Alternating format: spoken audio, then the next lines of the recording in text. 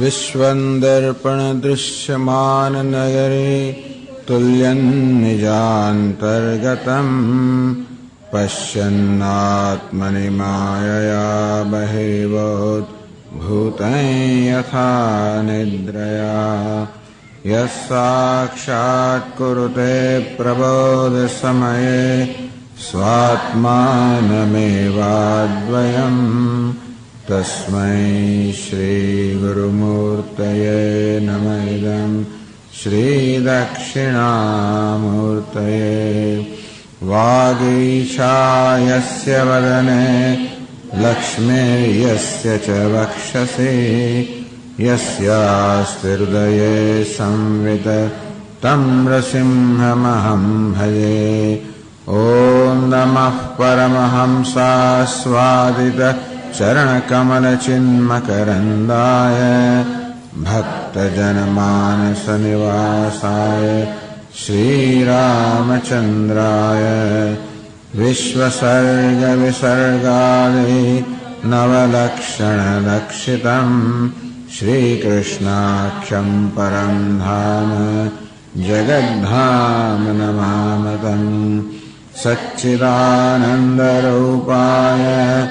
विश्वोत्पत्त्यादिहेतवे तापत्रयविनाशाय श्रीकृष्णाय वयं नमः। यं प्रव्रजन्तमनुपेतमपेतकृत्यं द्वैपायनो विरहकातर आजुहाव पुत्रेति तन्मयतया तरवोऽभिनेदुः तं सर्वभूतहृदयं मुनिमानतोऽस्मि। संसारसागरे मग्नं दीनं मां करुणानिधे कर्ममोहगृहीताङ्गं मामुद्धर भवार्णवात्। श्रीमद्भागवताख्योऽयं प्रत्यक्षः कृष्ण एव हि स्वीकृतोऽसि मया नाथ मुक्त्यर्थं भवसागरे। मनोरथो मदीयोऽयं सफलः सर्वथा त्वया निर्विघ्नेनैव कर्तव्यः दासोऽहं तव केशव। शुकरूपप्रबोधज्ञ सर्वशास्त्रविशारद एतत्कथा प्रकाशेन मदज्ञानं विनाशय। जन्माद्यस्य यतोऽन्वयादितरतश्चार्थेष्वभिघ्नस्वराट् तेने ब्रह्महृदाय आदिकवये मुह्यन्ति यत्सूरयः। तेजो वायुमृदान्यथा विनिमयो यत्र त्रिसर्गो मृषा धाम्ना स्वेन सदा निरस्तकुहकं सत्यं परं धीमहि।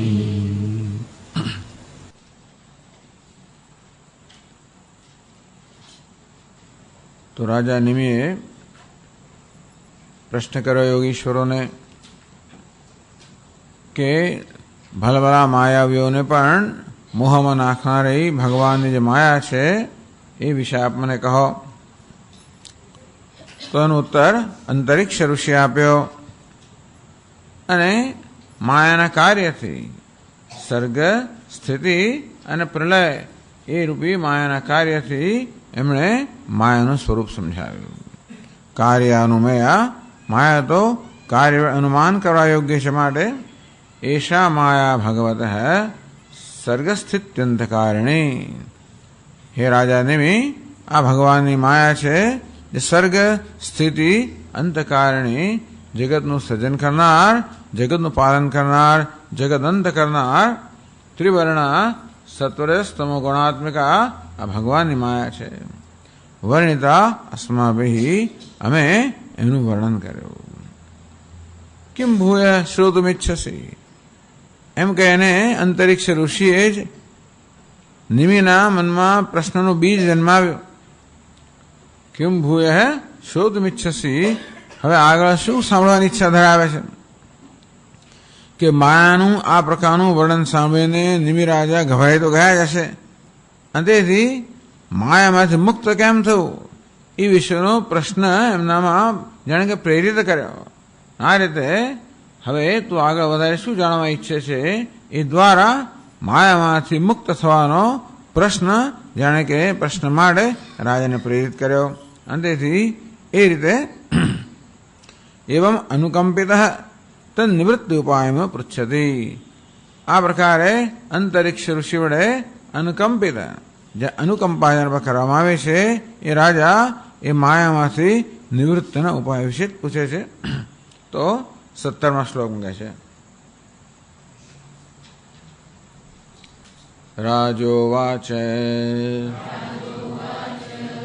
યથૈતામૈશ્વરીમ માયામ દુસ્તરામકૃતાત્મભિઃ યથૈતામૈશ્વરીમ માયામ દુસ્તરામકૃતાત્મભિઃ તરન્ત્યંજઃ સ્થૂલધિયો મહર્ષૈદમુચ્યતામ તરન્ત્યંજઃ સ્થૂલધિયો મહર્ષૈદમુચ્યતામ. હે મહર્ષે ઇદમુચ્યતામ ઇદમ માયાત્મત પૃષ્ઠમ ઉચ્યતામ. હે મહર્ષિ, તો રાજા આ ઋષિઓને મહર્ષિ કહીને સંબોધે છે.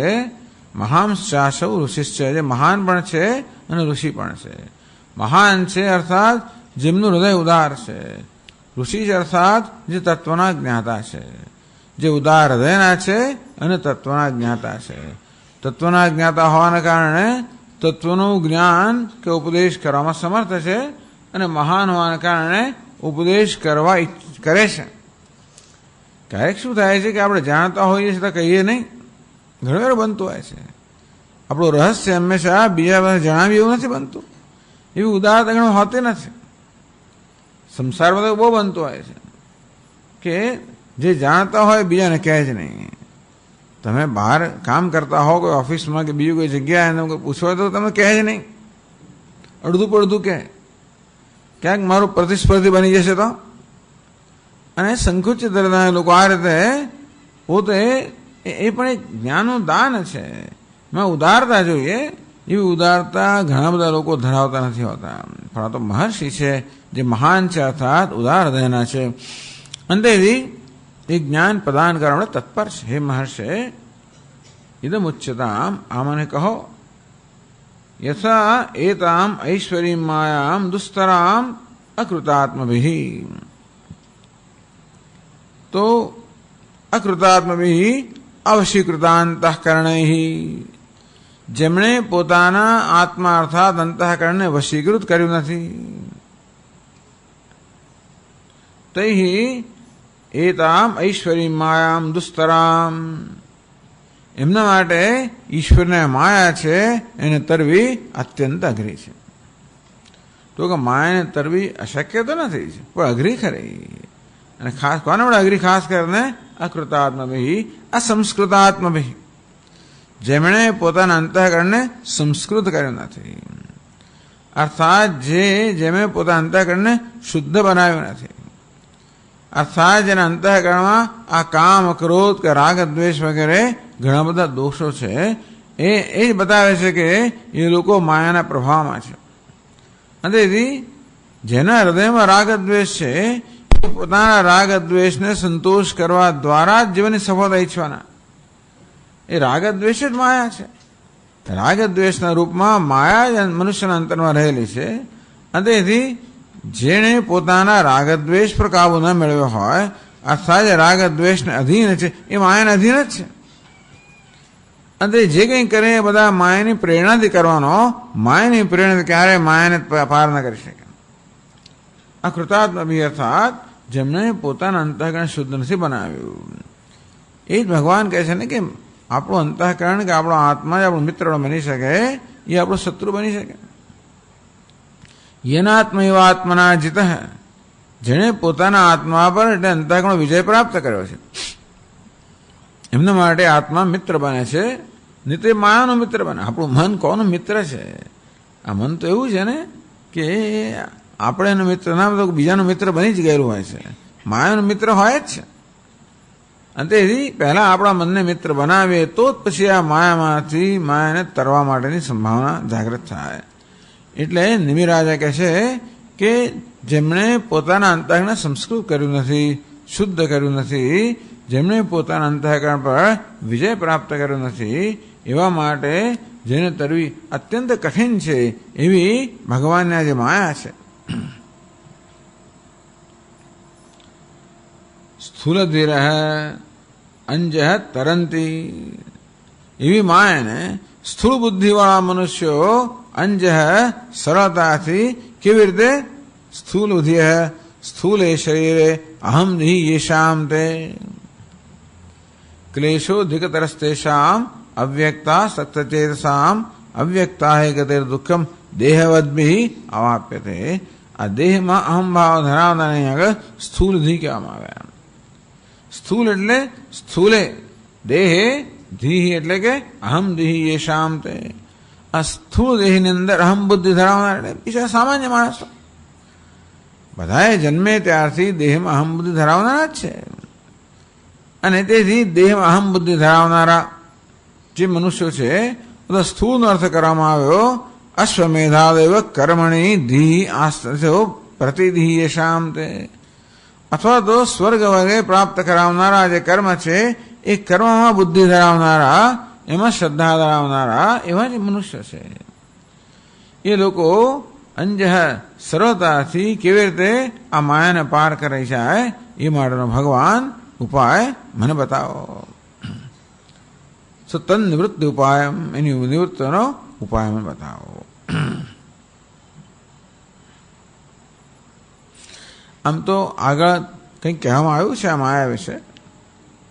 ભગવાનના ગુણોનું શ્રવણ કીર્તન વગેરે કરવાથી મનુષ્ય માયાથી મુક્ત થાય વગેરે કહેવામાં આવ્યું. છતાં પણ જરા વિસ્તારથી રાજા સાંભળવા ઈચ્છે છે.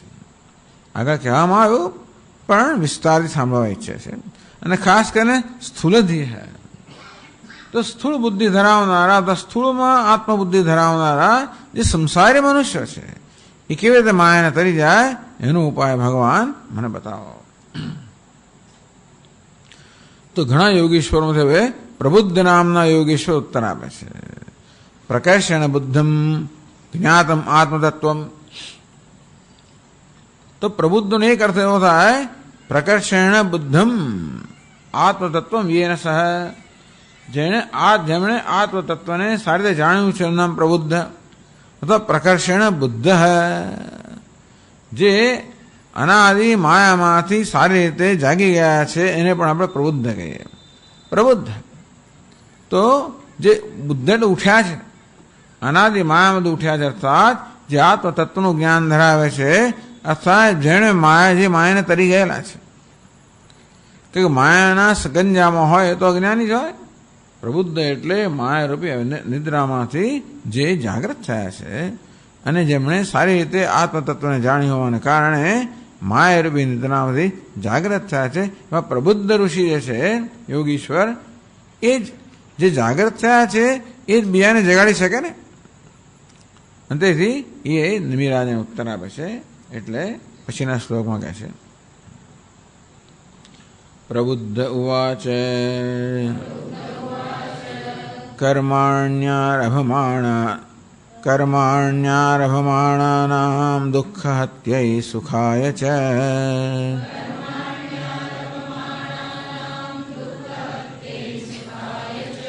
પશ્યેત પાકવિપર્યાસં મિથુનીચારિણાં નૃણાં.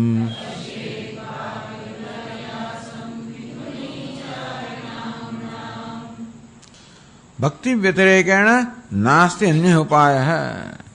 કદાચ રાજા એ પણ જાણવા માંગતા હોય કે ભક્તિ સિવાય કોઈ ઉપાય છે?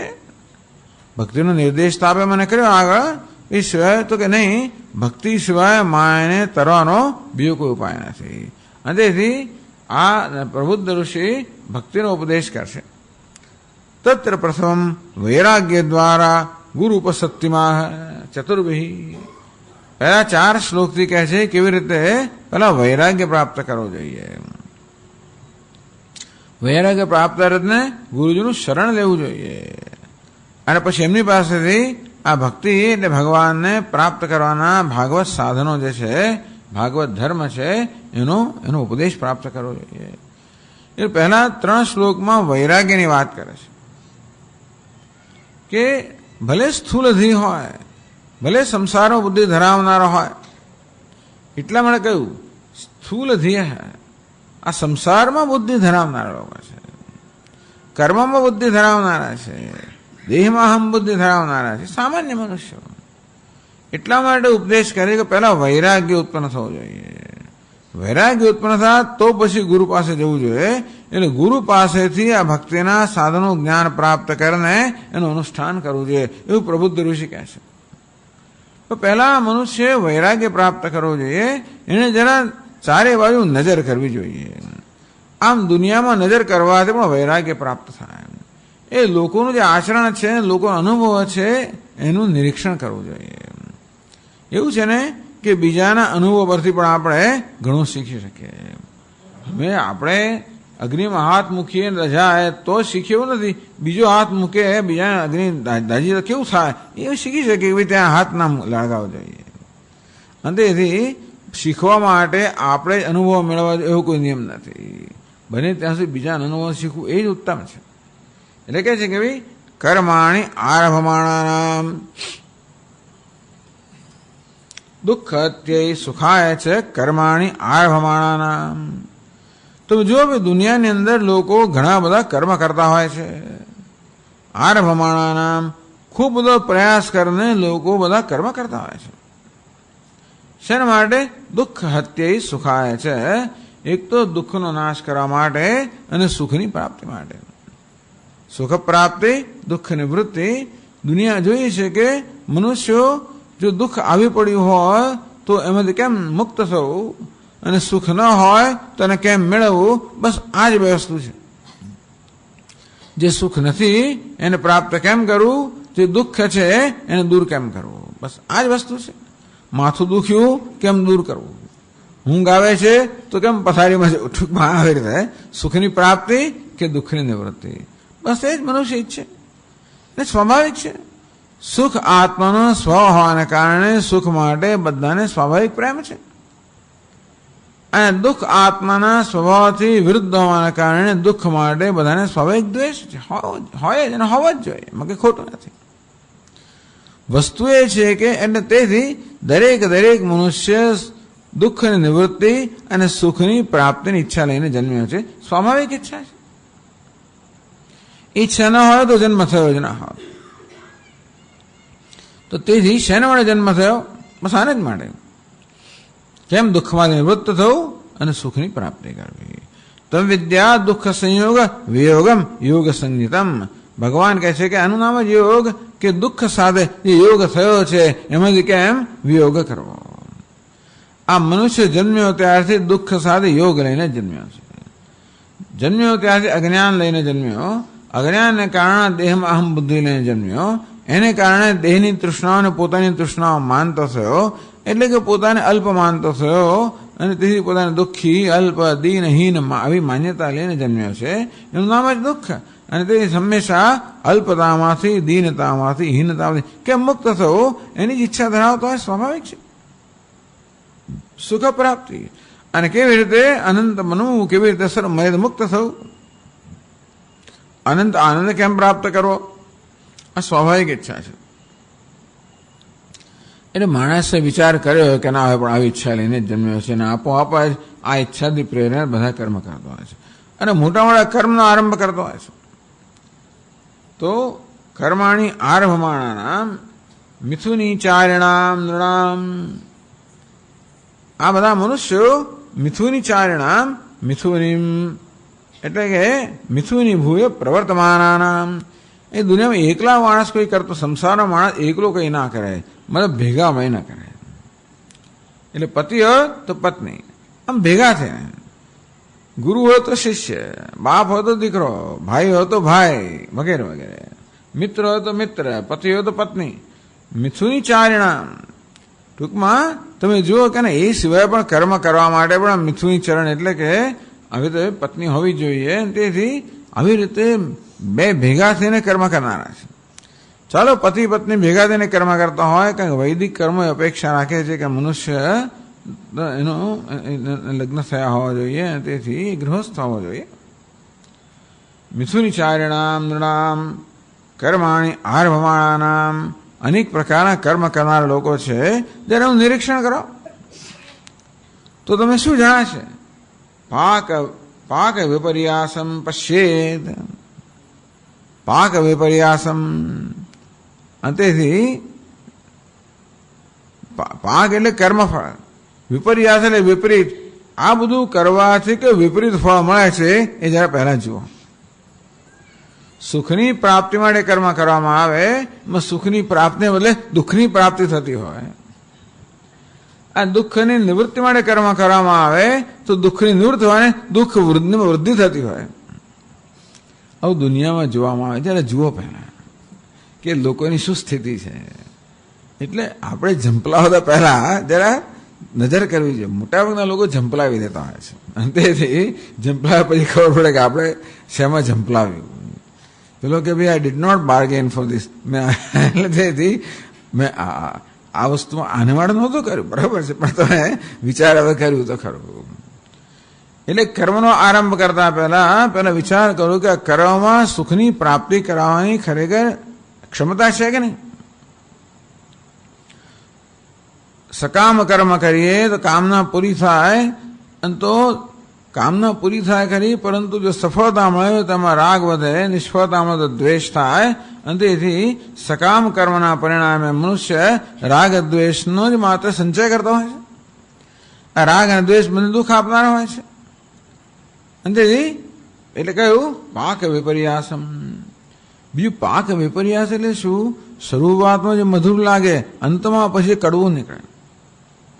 વિષયેન્દ્રિય સંયોગાત યત અગ્રે અમૃતોપમમ પરિણામે વિષમેવ તત્ રાજસમ સુખમ. ભગવાન ક્યાં રજોગુણમાંથી જન્મેલું સુખ કેવું છે? વિષય અને ઇન્દ્રિયો. કારણ કે રજોગુણથી પ્રેરાને મનુષ્ય હંમેશા પોતાના ઈચ્છિત વિષયોને ઈચ્છે, અને તેથી એ ઈચ્છિત વિષયનો ભોગ કરવાને કારણે પ્રારંભ બહુ મીઠું લાગે બધું, પરિણામે વિષમેવ, પરંતુ એ વસ્તુ પરિણામમાં કડવી નીકળે છે. એટલા જ માટે કે જગતના વિષયો જે છે એ આપણામાં ધીમે ધીમે આકર્ષણ ઉત્પન્ન કરે અને આપણા બંધન કરનાર એવડે. પેલું કહે છે ને ભાઈ કે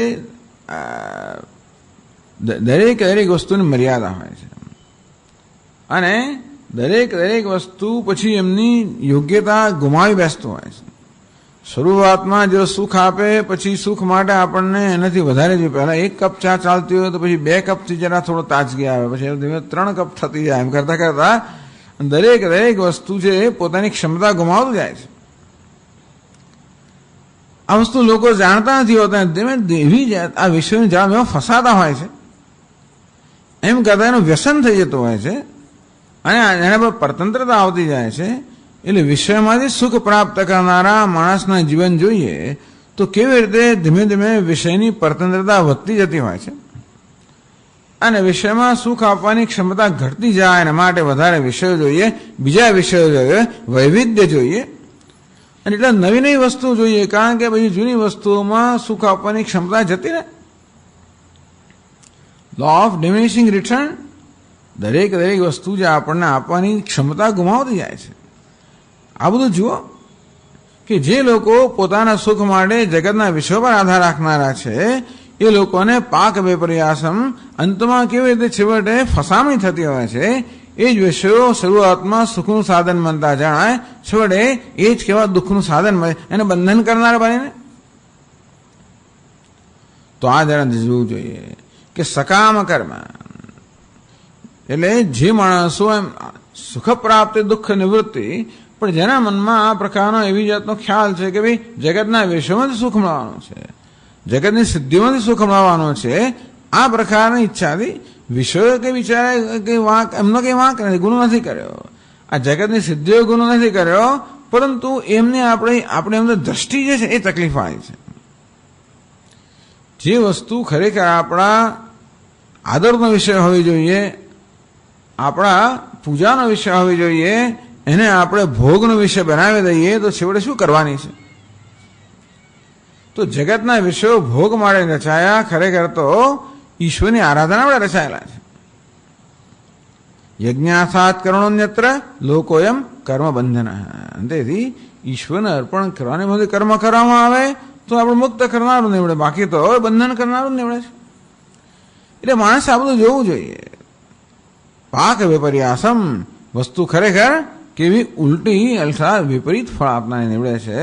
અનેક બધા કેટલા બિચારો પરિશ્રમ કરે છે અને છેવટે દુઃખી થતા હોય છે મનુષ્યો. આ વૈરાગ્ય ઉત્પન્ન કરવા માટે એટલે 3 શ્લોકમાં વૈરાગ્ય કેમ જન્મે તો જ ગુરુ પાસે જાય અને તો જ એને ભક્તિના ભાગવત ધર્મનો ઉપદેશ પ્રાપ્ત થાય અને તો જ એનું અનુષ્ઠાન કરે અને તો માયાને પાર કરે. અને આ પ્રકારનો ક્રમ છે. એટલે ભગવદ્ ગીતાના 15મા અધ્યાય ભગવાન પહેલા વૈરાગ્યની વાત કરે છે કે આ સંસારનું વૃક્ષનું વર્ણન કરીને કે બધું વૈરાગ્ય પ્રાપ્ત થાય. પછી આગળ કહે છે નિત્યાર્દિતેન વિત્તેન દુર્લભેનાત્મ મૃત્યુના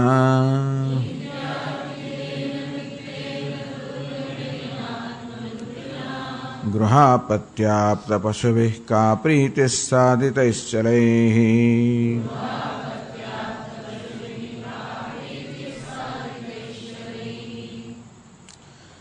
કર્મભિઃ સાધિતા વિત્તા ન સુખહેતવ ઇતિ પશ્યેત. ઘણો બધો પરિશ્રમ કરીને આ ધન સંપત્તિ, ગૃહ, અપત્ય, આપ્ત, પશુભિઃ, વિત્તેન, આટલી વસ્તુ કહી. ખૂબ બધો પરિશ્રમ કરીને મનુષ્ય વિત્ત અર્થાત ધન પ્રાપ્ત કરે, ગૃહ એટલે ઘર પ્રાપ્ત કરે, અપત્ય એટલે સંતાનો પ્રાપ્ત કરે, આપ્ત એટલે પોતાના પ્રિયજનો પ્રાપ્ત કરે, પશુ એટલે બીજા પ્રકારની સંપત્તિ પ્રાપ્ત કરે. આ બધું ખૂબ પરિશ્રમ કરીને પ્રાપ્ત કરે તો પણ ન સુખ હેતવાયતિ પશ્ચેદ. આ બધા ખરેખર સુખના સાધન નથી. એ વસ્તુનું દર્શન કરવા જોઈએ. તો કેવા છે નિત્યાર્દિતેન વિત્તેન. નિત્ય આરતિમ દદાતિ. આરતિમ દદાતિ આર્તિદ. આર્તિ એટલે પીડા. ખરેખર તો હંમેશા પીડા આપનાર છે. એટલે કર્મિણ નૈવ માયામ તરંતી એ સાક્ષાત વિવેકેને પશ્ચેત. આ રીતે સકામ કર્મ કરનારાઓ અને જગતના વિષયમાંથી સુખ પ્રાપ્ત કરીને અપેક્ષા રાખનારો ક્યારે માયાને તરીને એ જ માયા છે. ખરેખર તો માયા જ માણસ પાસે સકામ કર્મ કરાવે છે અને માયા જ ખરેખર આ જગતના વિષયોની અંદર સુખનો આભાસ ઉત્પન્ન કરે છે, એના પ્રત્યે આકર્ષણ ઉત્પન્ન કરે છે, એમની ઈચ્છાથી કર્મ કરાવે છે. એ તો માયા એમને ચક્રમાં ચાલુ જ રાખે છે. અને એની સકામ કર્મ કરનાર નહીં, સકામ કર્મ કરનારા ક્યારેય પણ માયાથી મુક્ત ના થાય. એ જોવું જોઈએ.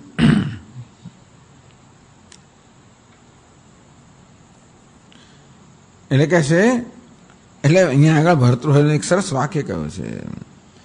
કેવી રીતે આરતિમ અતિ પીડામ દદતી આરતીદાહ. તો હંમેશા આરતી એટલે પીડા જ આપનારી વસ્તુઓ છે. આ તો આવું તો ભાગવતમાં એવું છે ને કે આ શ્રીમદ ભાગવત ગ્રંથ છે એ બધા માટે આમ ખરેખર આ બધા ગ્રંથો બધા માટે હોતા નથી. જે લોકો કંઈક આગળ કહે છે જે પોતાના જીવનનું કલ્યાણ ઈચ્છના હોય એને માટે જ છે. જિજ્ઞાસુ શ્રેય ઉત્તમમ ઉત્તમમ શ્રેય જિજ્ઞાસુ. પોતાના જીવનનું ઉત્તમ કલ્યાણ ઈચ્છનાર માટે ગ્રંથ છે. એટલે પછી એમ લાગે આ તો આપણી ટીકા કરે છે ને આ તો આવું બધું કરે છે. બરોબર છે, પણ એટલે આપણી આંખ ખોલે છે કે જે વસ્તુના જે બધાને આપણે સુખના સાધન માનીએ છીએ એ ખરેખર કેવા દુઃખના સાધન હોય એ જોવું છે. એટલે કહ્યું આર્તિદેન વિત્તેન આરતિમ અતિ પીડામ દદાતિ. અત્યંત પીડા પ્રદાન કરનારો આ વિત્ત છે એ વસ્તુ બધાની સાથે જોડવી જોઈએ. દરેક વસ્તુ અત્યંત પીડા ઉત્પન્ન કરનાર છે.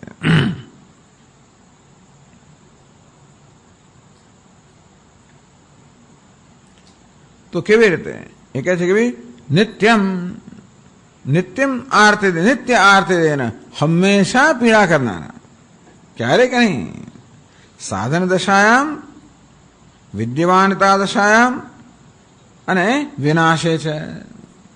એમની પ્રાપ્તિમાં દુઃખ આપનારા છે, એમના રક્ષણમાં દુઃખ આપનારા છે અને વિનાશમાં દુઃખ આપનારા છે. સાધન દશાયામ આશા વિત્ત વ્યાધિ દુઃખમ. આપણે ધન સંપત્તિ પ્રાપ્ત કરવું હોય ત્યારે સાધન એટલે પ્રાપ્તિના અંદર પણ દુઃખ તો રહેલું જ છે. મફત તો કઈ વસ્તુ મળતી નથી. પ્રાપ્ત કરવા ખૂબ બધો પ્રયત્ન કરવો પડે. પહેલા એમની મનમાં એમની આશા જન્મે, તૃષ્ણા જન્મે. આ તૃષ્ણા દુઃખ આપનારી છે. અને આપણી પાસે કર્મ કરાવે એ કર્મ ઘણો પરિશ્રમ રહેલો છે. અનેક પ્રકારની અનિશ્ચિતતા રહેલી છે કે મળશે કે નહીં મળે. અને તેથી આ પ્રાપ્તિની એટલે સાધનમાં ઘણી પીડા રહેલી છે. મોટેભાગે લોકો એને નોંધ નથી લેતા, જુદી વાત છે. પણ આપણે બરોબર સર્વૈયું કાઢીએ કે આપણને જે કંઈ નાનું મોટું સુખ મળ્યું એ મેળવવા માટે આપણે કેટલો પરિશ્રમ કરવો પડ્યો, કેટલું દુઃખ વેઠવું પડ્યું, એનું સર્વૈયું કાઢી દે ખબર પડે કે આ જરાય પણ આ તો ખૂબ આ નફાનો ધંધો નથી.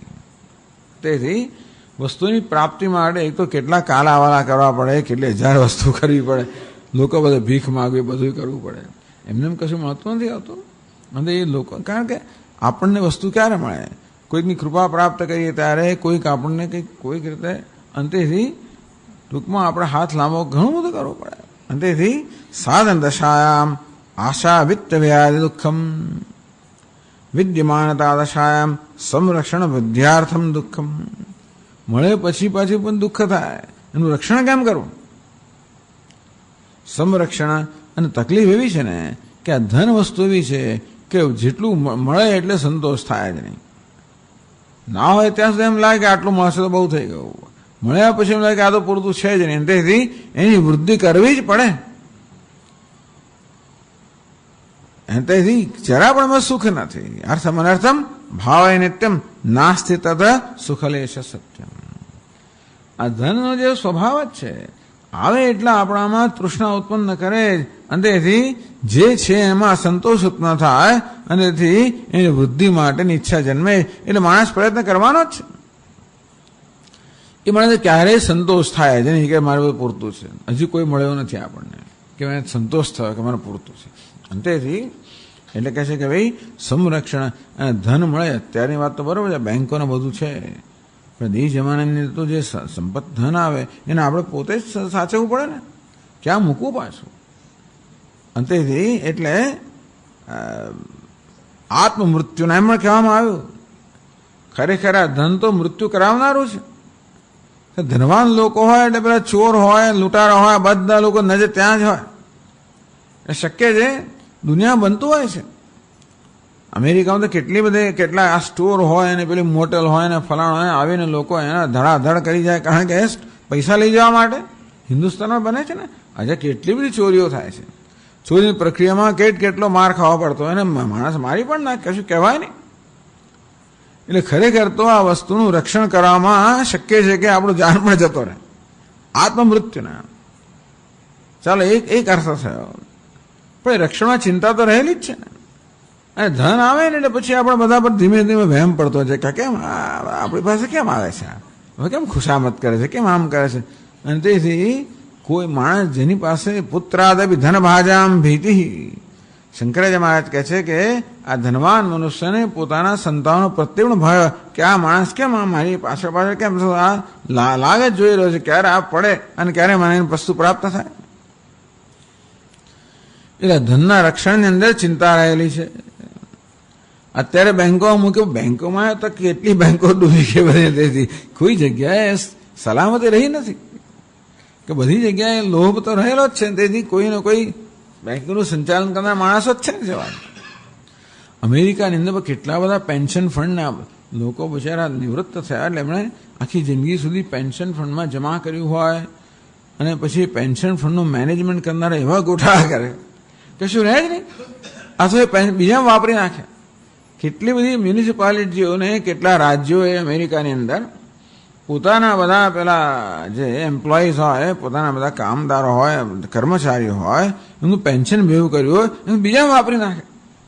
કારણ કે બીજે ખોટ પડે એટલે પછી એ વસ્તુ ચાલો પછી મૂકી દે એમ કે અત્યારે વાપરી નાખે અને મૂકવાનો તક મળે જ નહીં, પેલા પેન્શન મળે નહીં.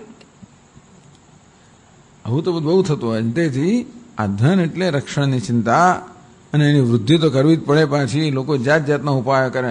નિવૃત્ત થયા પછી લોકો જુગાર ખેલે. એટલે માણસો જાય કે આગળ કસિનોમાં જાય. દર તમારે જોવા જેવું છે. એટલે એ લોકો નિવૃત્ત લોકોની ખાસ બસો જ રાખે બસ. અને એમાં એટલે આ તો ગેમ્બલિંગ બસ કે ગેમ્બલિંગ ટ્રેન લોકો ખબર છે. આ તો ગેમ્બલિંગ એક્સપ્રેસ એમ કે. એમાં એમને ઘણા બધા પ્રલોભન આપવામાં આવે. માત્ર $10 તમારે આખી યાત્રા થઈ શકે. તો ઉપરાંત કૂપનો આપે જેમાં તમને $10 પાછા મળે.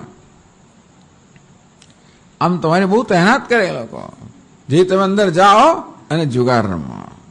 એ મશીનો પણ એવા હોય કે શરૂઆતમાં ધરધર ઘણું બધું આવે તમારી પાસે, એમ લાગે હા ચાલો, પણ ધીમે ધીમે પછી પેલો હાર્યો જે જુગારી અંદર રમેતા જાય બધું ખોઈને પાછો આવે. આ બધી જાણીતી વસ્તુઓ છે. તેથી પછી દુઃખ એટલે કે છે વિનાશે છે શોકાદ દુઃખમ, જતું રહ્યું એટલે ભયંકર દુઃખ. આવતા પહેલા દુઃખ આવે ત્યારે એને સાચવવાનું દુઃખ. એમાં કેમ વૃદ્ધિ કરવી અને જાત જાતની પેરવી કરવી પડે. અને જો જતું રહ્યું તો પણ દુઃખ. એટલે નિત્યાર્થી દેને આ વસ્તુ હંમેશા દુઃખ આપનારી છે. વિત્તેન દુર્લભેન દુઃખેન લભ્યમ, પછી સરળતાથી મળે પણ નહીં. આ ધન વસ્તુ કે સરળ કેટલાય લોકોને વસ્તુ જોઈતી હોય ને. જે વસ્તુ છે મર્યાદિત છે અને સ્પર્ધા કરનારા ઘણા બધા હોય. એટલે એ અત્યંત દુઃખથી મળે છે. એ કરતા ઘણીવાર આત્માનું મૃત્યુનો અર્થ એવું છે ને કે આપણે આત્માને ભૂલી જઈએ જ મૂળ આત્માનું મૃત્યુ છે. કિમ તેન કૃતમ પાપમ ચૌરેણ આત્મા અપહારિણા વગેરે વગેરે. તેથી ઈશાવાસ્યમાં કહ્યું ને સૂર્યનામ તે લોકા અંધેન તમસાવૃતા તામ સ્થે પ્રેત્યા વિગચ્છી એ કે છે આત્મહનો જના. આ ધન સંપત્તિ વગેરે પછી તો વસ્તુ લાવ્યા કરીએ એમ કરીને આપણું ધ્યાન અનાત્મામાં રાખે અને એ રીતે આપણે આત્માથી વંચિત રહી જઈએ. એ પ્રકારે પણ આ વસ્તુઓ આત્મમૃત્યુના ગૃહાપત્યાપ્ત પશુભી. ભાઈ ટીકા કરો કે છે કે બધી વસ્તુ બધાને લગાડવી જોઈએ. નિત્યાર્થી દેને હંમેશા પીડા કરનારું માત્ર ધન નથી. અને નિત્ય એટલે મેળવતા પહેલા મેળવ્યા પછી ને પછી વિયોગની અંદર દુઃખ આપનારું બધું છે. ગૃહ પણ ઘર પણ એવું છે. અપત્ય સંતાન પણ એવું છે. આપ દરેક પત્ની કે પતિ જે હોય તે પશુ જે કંઈ દરેક વસ્તુઓ સર્વ સમયે દુઃખ આપનારી છે. એવું કહેવું ના જોઈએ આપણે, પણ છતાં આ વસ્તુ નિરીક્ષણ કરો યોગ્ય છે. એમાં કોઈને દોષ આપવાનો સવાલ નથી. એવું નથી કે સ્વામી તમે આપણે વાત સાચી કહ્યું આ પત્ની આવી એવું કહેવા માટે નથી કહેતા આપણે.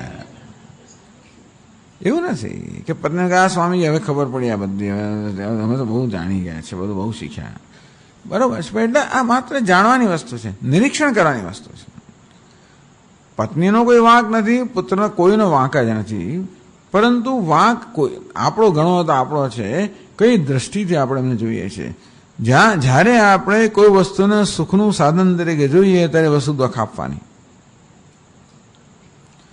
વસ્તુને સુખના સાધન તરીકે જોઈએ એમ કરીને આપણે એની જે મહત્તા છે એમાં તેને ઉતારી પાડીએ છીએ. અને તેથી જેને સુખનું સાધન માનીએ છીએ એ વસ્તુ દુઃખ આપવાની. બાકી એનો આદર કરીએ જેવું છે તો વાંધો નથી. પણ એમાંથી સુખ આપણે ખેંચવા માંગીને અનાદર કરીએ છીએ તો છેવટ આપણો અનાદર થતો હોય છે. અને તેથી ઘર હોય તો ઘર, એ બધી વસ્તુ બંધાવ્યા પહેલા કેટલી માથાકૂટ, બંધાતી વખતે કેટલી માથાકૂટ, દિવસ રાત બંધાયા પછી કેટલી માથાકૂટ. અહીંથી પાણી અહીં છૂયું ને પછી આ થયું ને પેલા અહીંયા કર્યું, હજાર જાતના લફડા. એટલે ઘર દુઃખ આપનારું, પ્રિયજનો દુઃખ આપનારા, પશુઓ દુઃખ આપનારા, ધન દુઃખ આપનારું, સંતાન દુઃખ આપનારા, બધી વસ્તુ મેળવતા પહેલા દુઃખ, મળ્યા પછી મળે ત્યારે દુઃખ, અને જતો રહે ત્યારે દુઃખ. સ્વામી જતો રહ્યો, કોલેજમાં જતો રહ્યો, પેલું જતો રહ્યો એટલે દુઃખ. ટૂંકમાં આ બધી વસ્તુઓ જે છે એ કેવી દુઃખ આપનારી છે એનું પણ નિરીક્ષણ કરવું જોઈએ. એટલે વિવેકથી વૈરાગ્ય જન્મવો જોઈએ. કા પ્રીતિ સાધિતૈ ચલૈ સાધિતૈ, આ દરેક વસ્તુઓ કર્મથી પ્રાપ્ત થઈ છે. અને તેથી હંમેશા અમે ચંચલ જ હોવાની, કર્મથી પ્રાપ્ત વસ્તુ મર્યાદિત હોવાની, અને ક્ષયિષ્ણુ અર્થાત ક્ષય થનારી હોવાની. અને ચંચલૈ એટલે કે અનિત્ય છે, આગમા પાય આવીને જનારી છે. કા પ્રીતિ, આ વસ્તુઓ પ્રત્યે પ્રીતિ શું હોય? ટૂંકમાં આમનો પ્રીતિ કરવાથી કે માયા તરવાના નથી. માયાને તરવા માટે આ સાધનો નથી, આ તો ખરેખર આપણને માયામાં ફસાવનારી વસ્તુ છે. એટલે આ વૈરાગ્ય પ્રાપ્ત કરવા માટે જીવનનું નિરીક્ષણ કેમ કરવું જોઈએ એ માટે જ માત્ર આપણું ધ્યાન દોરવામાં આવે છે. આનું નામ વિવેક. વેદાંત શાસ્ત્રમાં અને વિવેકનો અર્થ વસ્તુ જેવી છે તેવી સમજવી. એટલે ખોટો દોષ આપવાની જરૂર નથી, જે વસ્તુ છે તેવીને સમજવી. કોઈને એમ લાગે ચાલો ભાઈ આ વાત સાચી સ્વામીજી, આ તો આ દુનિયા આવી જ છે બધી, ચાલો અમે તો સ્વર્ગમાં જઈશું, મુક્ત થઈ જઈશું, તો ચાલો એની જરા ચર્ચા કરો. એટલે પછીના શ્લોકમાં કહે છે એવમ લોકમ પરમ વિદ્યાન નશ્વરમ કર્મ નિર્મિતમ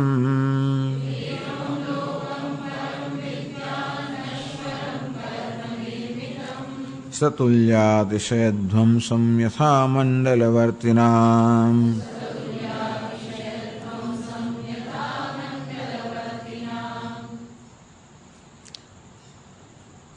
એવમ લોકમ પરમ વિદ્યાત, જે આ લોકમાં છે એવું પરલોકમાં પણ છે.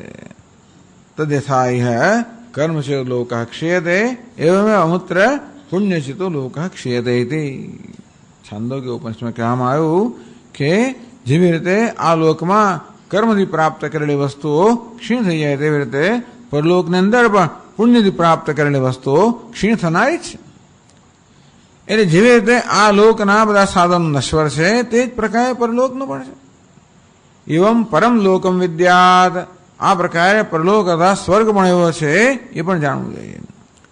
આ લોકની વાત ભર્તૃએ કરેલી છે. ભર્તૃહરિ મહારાજ કહે છે એમના વૈરાગ્ય શતકમાં, ઉત્ખાતમ નિધિશંકયા ક્ષિતિતલમ ધ્વાતા ગેર ધાતવ. અમે શું શું કર્યું, કેટલી ખાણો ખોદી. નિધિશંકયા, અમને એમ ઘણા લોકો છે ને પેલા ખજાના શોધતા હોય, હજી લોકો દુનિયામાં છે ખજાનો શોધતા હોય છે. ક્યાંક એમને પેલા કઈ જાતનું વિજ્ઞાન હોય છે, પછી એમાં પેલા એવી જાતની વિજ્ઞાન છે જે તમને ખબર પડે કે અહીંયા એક ખજાનો છે, અમુક આટલામાં કઈ ખજાનો છે ખરો. બસ પોતે માણસે કમાય નહીં પણ આવું મફતનું મળતું હોય એ ખજાનો શોધનારો. કેટલી જગ્યાએ ભરતૃહરિ મહારાજ કેટલી જગ્યાએ ખોદું. ઉત્ખાતમ નિધિશંકયા ક્ષિતિતલમ, કે કંઈ ખજાનો અંદર ભરેલો હશે, ચરુ દાટેલો હશે એવી શંકાથી અમે કેટલી જગ્યાએ કેટલું ખોદ્યું. ધ્વાતા ગેરે ધાતવ, આ પહાડોમાંથી કેટલી ખાણોમાંથી જે બધું પેલું મળે એને અમે ધ્વાતા આ ધાતુઓ પ્રાપ્ત કરવા માટે કેટલા અમે પ્રયત્નો કર્યા. તમને ખબર છે પેલો આયન ઓર વગેરે મળતું હોય, ધારો કે સોનું, એ સોનું તો તમને એક જે અંદરથી માટી નીકળે એમાંથી લાખમાં ભાગનું સોનું હોય. એમને માનું કે આ સોનું એમને મળતું હોય છે, એમાંથી દેખાય તો માટી જ, અંદર સોનાના કણ હોય, એમને ના મળે. એને કેટલું ધોવું પડે તમારે, ખૂબ બધું. કેટલી બધી વાર જયારે ધોવો ત્યારે ધીમે ધીમે કરતા થોડું સોનું હાથમાં આવે. અંતેથી આ પહાડોમાં જઈને અમે આ કેટલા બધા ખનીજો છે એ ખનીજોને કેટલા ધોયા. અમે શેના માટે? ધનની ઈચ્છા રાખીને. કેટલી પૃથ્વીને ખોદી શેના માટે? આ ચરુની ઈચ્છા રાખીને. મંત્રારાધન તત્પરેણ મનસા નીતા શ્મશાને નિશાહા. અમે કેટલી જાતની મેલી વિદ્યાઓની સાધના કરી, સ્મશાનમાં કેટલી રાત ગાળી.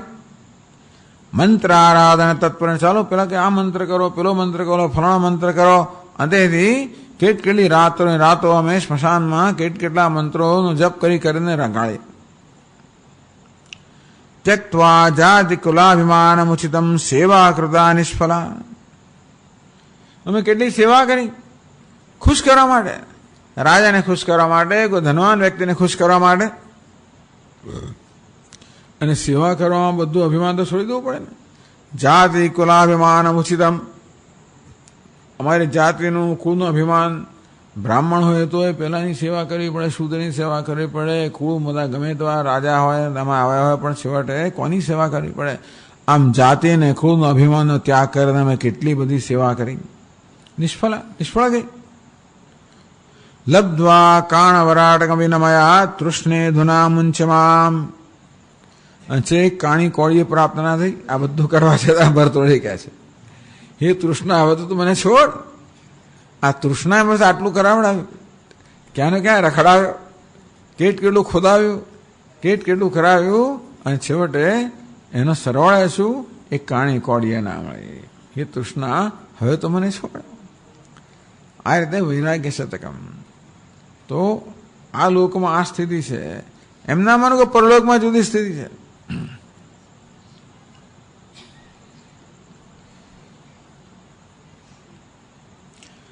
પરમ લોકમપી નશ્વરમ. અને તેથી કર્મ નિર્મિતમ વિદ્યાત નશ્વરમ વિદ્યાત. કર્મ નિર્મિતમ પરમ લોકમ નશ્વરમ વિદ્યાત. ટૂંકમાં કર્મથી પ્રાપ્ત પરલોક છે એ પણ નશ્વર છે. ક્ષીણે પુણ્ય મર્ત્યલોકમ વિશંતિ. નિયમ જ છે. ખૂબ પુણ્ય કરીને આપણે પુણ્ય કરી અમરાપરી પામ્યા અંતે 84 માહી રે. નરસિંહ મહેતા કે પુણ્ય કરી અમરાપરી પામ્યા. ખૂબ બધું પુણ્ય અમરાપુર સ્વર્ગની પૂરી પામ્યા ખરા, પણ છે અંતે 84 માહી રે ક્ષીણે પુણ્ય મર્ત્યલોકમ વિશંતિ.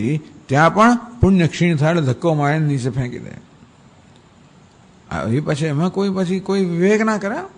તમે મોટી મોટી હોટલમાં જાઓ ને તો આ તમે જેવા ગાડીમાંથી ઉતરો એટલે પેલો આગળ આવે, એક દરવાન આવે, તમારો દરવાજો ખોલે, તમારી ગાડીનો દરવાજો ખોલે, સામાન લઈ લે, બધો લઈ જાય, તમને મૂક્યા, બધું કરે, ખૂબ આદર કરે તમારો. સાહેબ બધા કરે, તમને અહીંયા રૂમ સર્વિસ ને ફલાણી સર્વિસ ને બધું જ કરે. ક્યાં સુધી? તમે જ્યાં બિલ આપતા હો ત્યાં સુધી.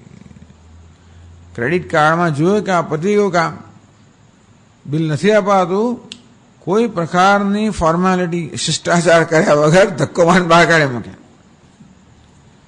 એવું કે સ્વર્ગલોકની અંદર પણ તમારું જેવું પુણ્ય ક્ષીણ થયું, ધક્કો મારીને ઉતારે. કદાચ તમારે એને કોઈ ધક્કોની જરૂર પણ ના પડે. ક્યાંક તો કહેલું છે કે પુણ્ય ક્ષીણ થાય ને એટલે તમારો એવો સંતાપ થાય કે તમારો દેહ જ ઓગળી જાય, પણ નીચે આવે. અને તેથી નશ્વરમ વિદ્યાત. આ સ્વકર્મ નિર્મિતમ પરમ લોકમ નશ્વરમ વિદ્યાત. અને તેથી કર્મથી પ્રાપ્ત થયેલો આ પરલોક છે પણ નશ્વર છે, એ જાણવું જોઈએ.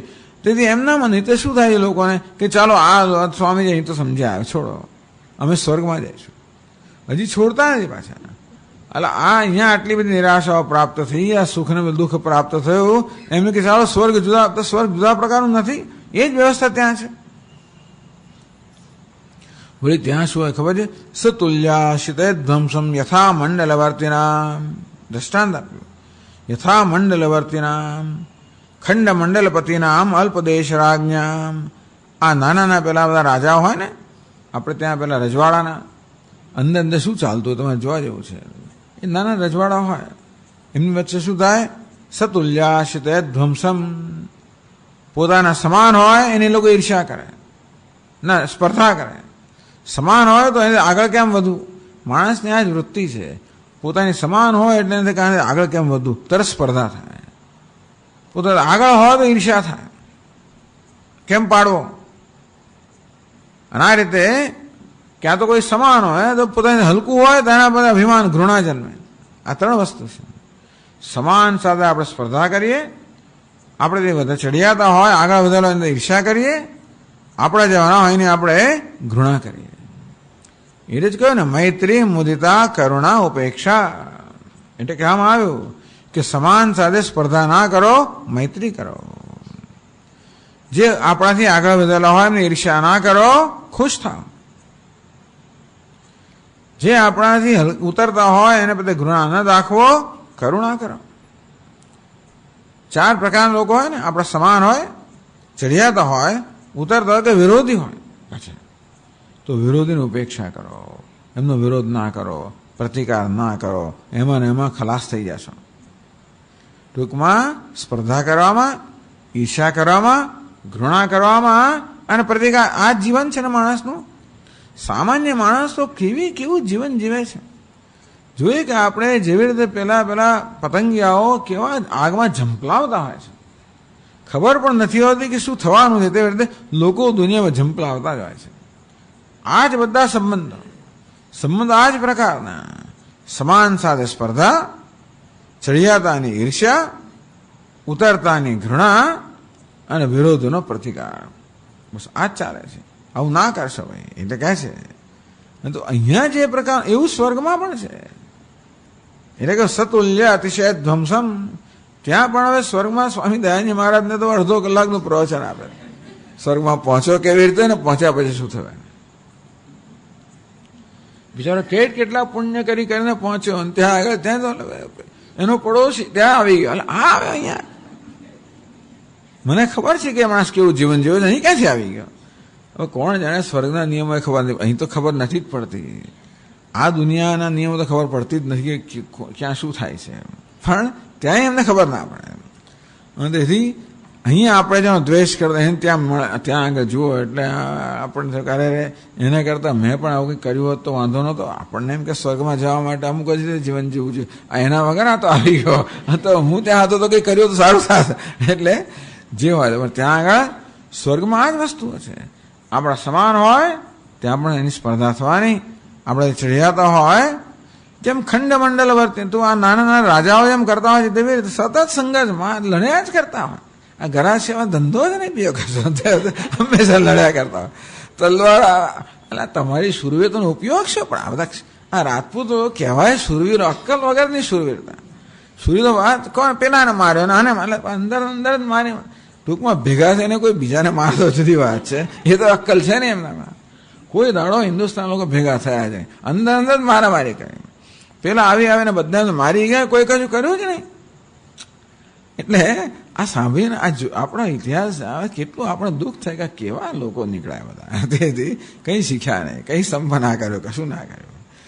પણ આ જ ધંધો ત્યાં પણ સ્વર્ગમાં થાય છે. એટલે કહે છે કે ભાઈ સતુલ્યા સિદ્ધ ધ્વંસ, સમાન હોય એટલે તુલ્ય હોય, અતિ જે ચઢિયાતા હોય એ બધા માટે આ પ્રકારની લાગણી ત્યારે હોય. ત્યાં ઈર્ષ્યા થવાની જ કે જો આને કેવો સરસ. આપણે એમ કહેતો આ ઇન્દ્ર આપણને એમ કે સ્વર્ગની અંદર બધાને ન્યાય થતો, ત્યાં પણ આવું પેલાને ચડિયાતો મળ્યો, અને આવો ફ્લેટ મળ્યો ને પેલો આમ થયો ને પેલાને મુકુર મકાન મળ્યું ને પેલા આવી મોટી ગાડી મળી ને મને આવું મળ્યું ને હું તો નોકર છું. ત્યાં જાત જાતની ત્યાં બધી ત્યાં કક્ષા હોય છે.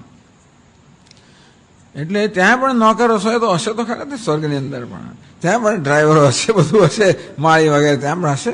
એ સ્વર્ગમાં જ કહેવાય. ત્યાં પણ પછી આવા ઘરબાર વાળા લોકો હશે, એમાં પણ મોટા નાના ફ્લેટવાળા, મોટા ફ્લેટવાળા, મોટા ઘરવાળા, મોટી ગાડી હશે તો ખરો જ. પુણ્યના તારતમ્ય છે આપણને ત્યાં પણ તારતમ્ય પ્રાપ્ત થવાનો જ કે બધાનું સરખું પુણ્ય તો હોય કે નહીં, એટલે બધાને સરખું સ્થાન મળે તો ના હોય ને. અને ત્યાં પણ આવું રહેવાનું. ત્યાં પણ રાજકારણ, ત્યાં પણ આવી રીતે રાજકારણ થવાનું તો ખરું. કેમ પેલાને પાડવો ને કેમ પેલાના આ બધો ધંધો ત્યાં, ટૂંકમાં આનો આ સંસાર ત્યાં જ રહેવાનો. એવું છે નહીં કે માણસ પુણ્ય કર્મ કરે, પણ સકામ કર્મ એટલે સંસારી જ છે. પુણ્ય એટલે સકામ કર્મ. તો અંદરનો સંસાર, અંદર રાગદ્વેષ ન થાય, રાગદ્વેષ ન જાય, એ લઈને ત્યાં જ આવે એટલે એનો સંસાર ત્યાં રહેવાનો. યથા મંડલવર્તિનામ, તો ત્યાં પણ જે અહીંયા પણ જેમ નાના રાજાઓ ત્યાં પણ એ રીતે બધી સ્પર્ધાઓ થતી હોય છે, ત્યાં પણ ધ્વંસ થતો હોય છે, ત્યાં પણ મારામારી થતી હોય છે, એવું માની લઈએ આપણે. તત્ર તુલ્ય સ્પર્ધા અતિશય અસૂયા ધ્વંસે શોક. અને છેવટે જ્યારે સ્વર્ગોની પાછા આવવાનું આવે એટલે શોક જન્મે.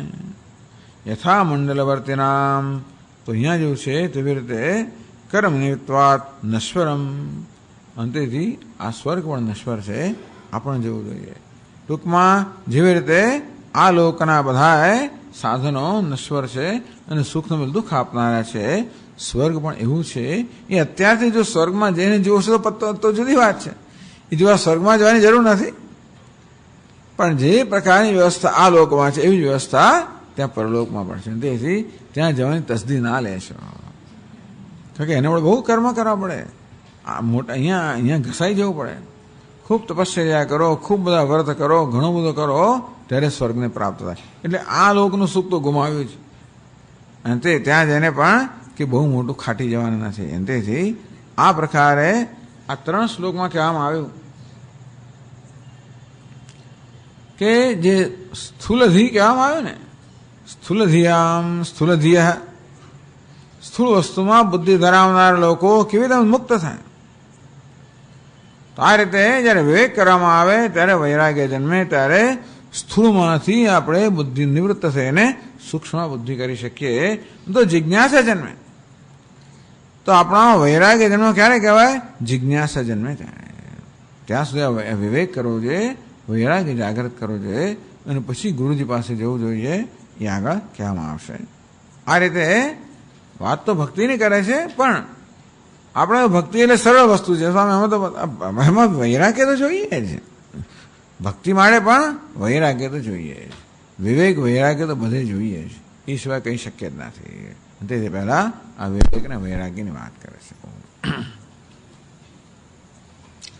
સચ્ચિદાનંદ રૂપાય વિશ્વોત્પત્યાદિ હેતવે તાપત્ર વિનાશાય શ્રી કૃષ્ણાય વયમ નમઃ. જન્માદ્યસ્ય યતોऽન્વયાદિતરતશ્ચાર્થેष्વभिघ्नस्वराट् तेने ब्रह्महृदाय आदिकवये मुह्यन्ति यत्सूरयः. तेजो वारिमृदां यथा विनिमयो यत्र त्रिसर्गो मृषा धाम्ना स्वेन सदा निरस्तकुहकं सत्यं परं धीमहि. ॐ पूर्णमदः पूर्णमिदं पूर्णात् पूर्णमुदच्यते पूर्णस्य पूर्णमादाय पूर्णमेवावशिष्यते. ॐ शान्ति शान्ति शान्तिः. हरिः ॐ. श्रीगुरुभ्यो नमः. हरि